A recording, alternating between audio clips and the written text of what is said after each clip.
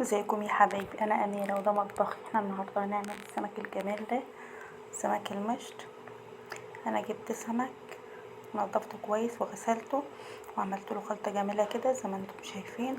انا بجيب اللي هو الكزبره و...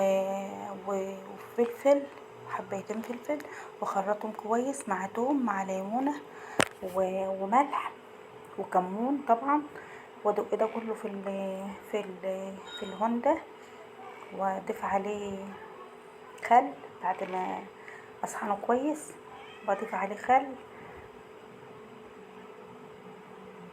كده. هدوق اهو، دقيته بقى جميل ازاي. اضيف عليه الخل دي بقى لما تتبلي بيها السمك كده تشم ريحه السمك بقى يا جماله. بس الليمون اخضر اليومين دول وبيغلب اوعى ما ينزل ميه. انا عصرت الليمون اهو وضفت الخل على الخلطه الجميله دي تحشي منها السمك بقى. ريحه السمك بقى وهو بيتقلي كده ايه.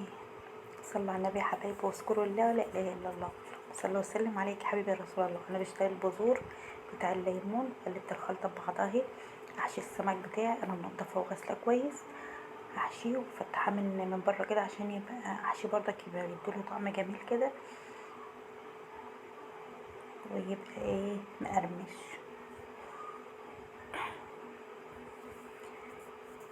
انا بصراحه السمك المشط انا بحب اجيبه قليه، ما بحبوش في الشويه، بحبه في المقلي اكتر. وبطاطس طبعا اكيد جنب السمك لازم بطاطس صوابع محمر، دي حاجه يعني مقدسه كده جنبي.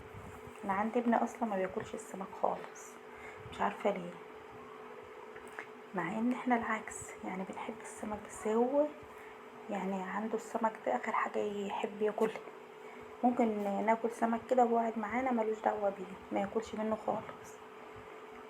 انا كده نضفته وتبلته وسبته في التتبيله طبعا ساعه في التلاجة. لو عندك وقت ممكن تسيبه اكتر من كده، ساعتين ولا حاجه في التلاجة يشرب من التتبيله دي يبقى جميل.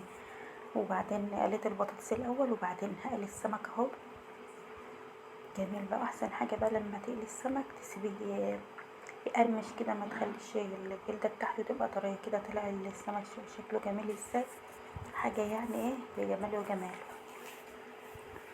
انا طبعا عملت سلطه والرز، بس ما حبيتش اطول الفيديو عليكم.